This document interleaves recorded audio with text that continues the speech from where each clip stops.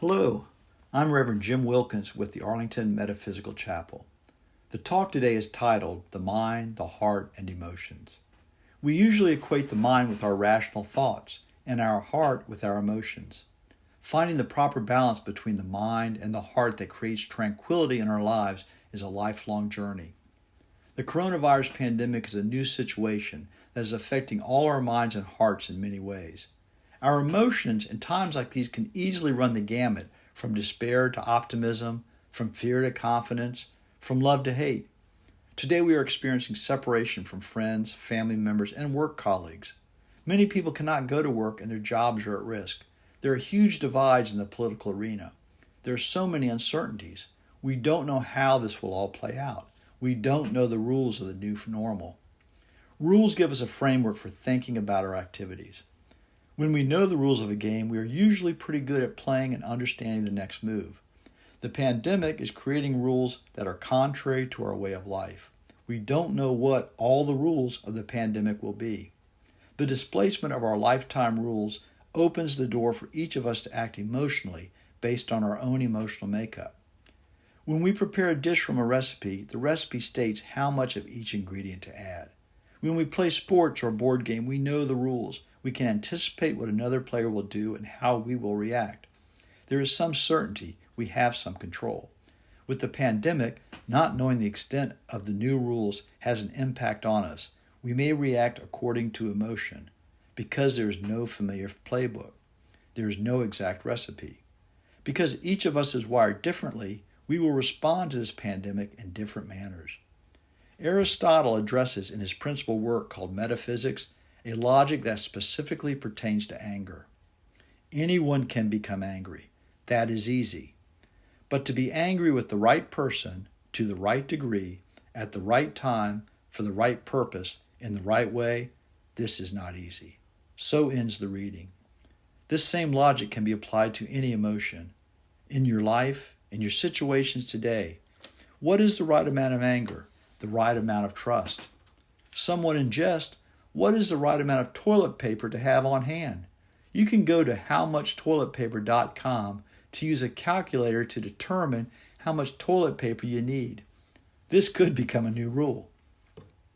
In life, rational thoughts are accompanied by many rules we can understand.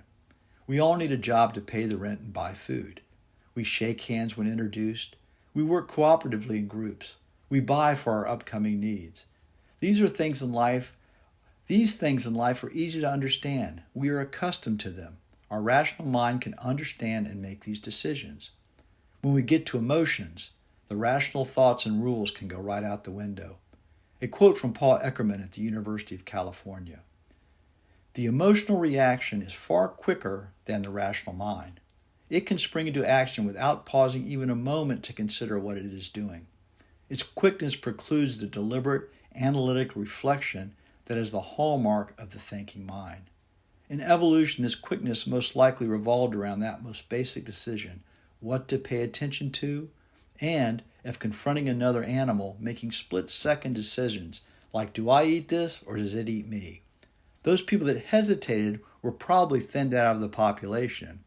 The successful hunter-gatherers were those with the quick emotional responses. Our emotions can quickly override our rational thoughts and our heartfelt good intentions.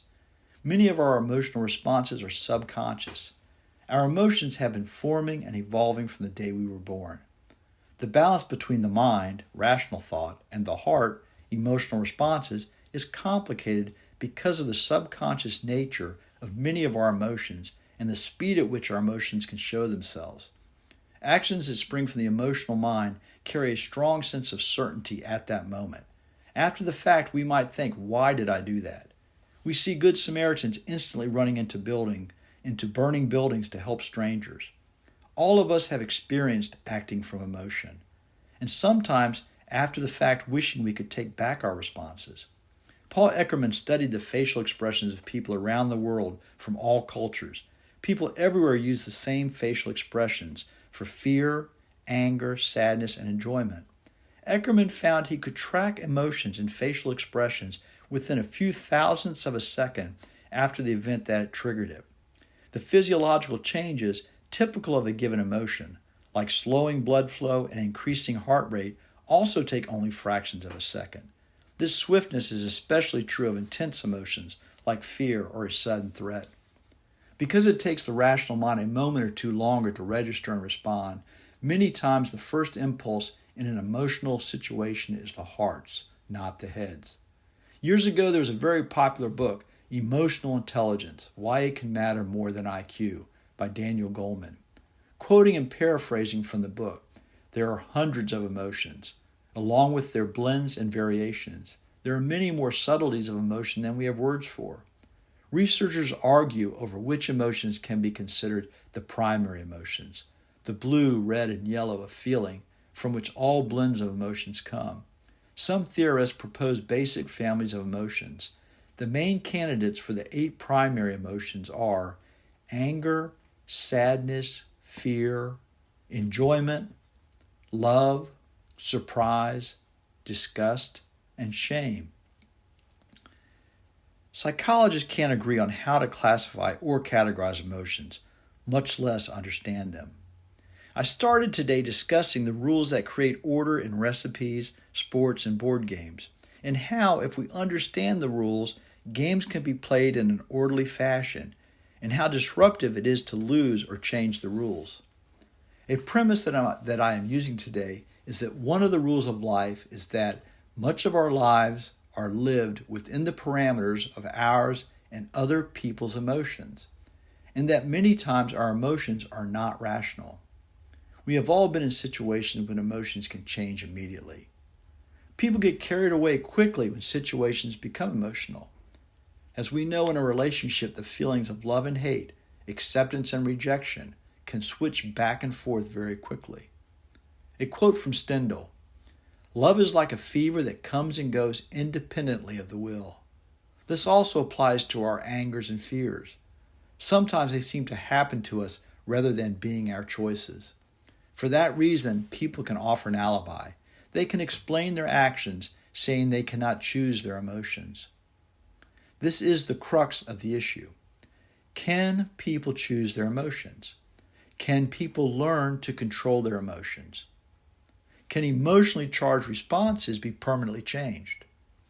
One rule we hear metaphysicians state is, everything begins with a thought. I'm proposing in some situations, the words and the actions begin with emotion. Is this a change in the rules, or is it a change in the interpretation of the rules? The rational mind usually does not decide what emotions we should have. Instead, our feelings typically come to us immediately and in final form. What the rational mind can ordinarily control is the course of our reaction to our emotions. The beliefs of the rational mind are fluid, subject to change.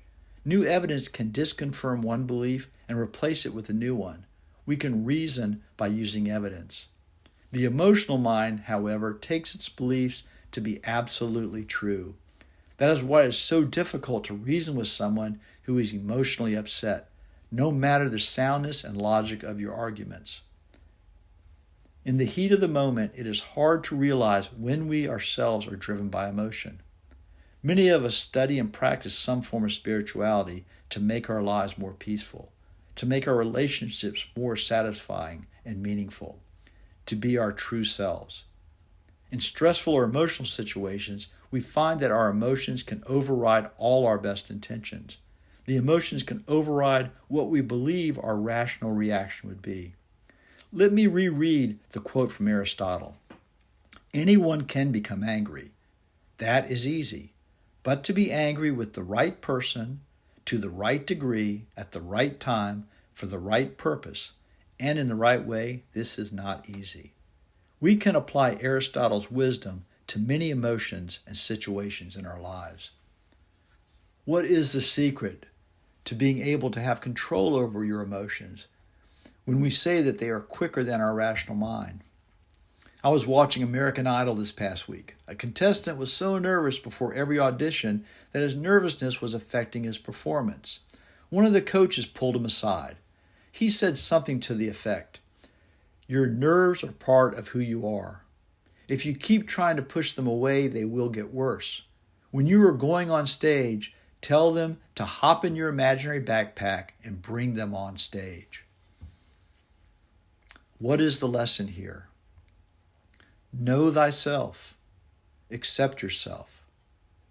This is where your spiritual work begins and ends.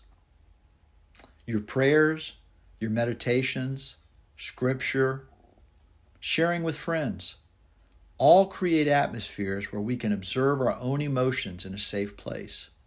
Observing our emotions, understanding them, we can begin to use our mind to respond to situations that we have previously responded to emotionally. At this point in time, when many of us are self-quarantined, we have a chance to do some spiritual work, to learn more about ourselves, to observe and contemplate the emotions that will arise because of the forced change in lifestyle. Use these trying times to grow, to know and understand yourself. Blessings.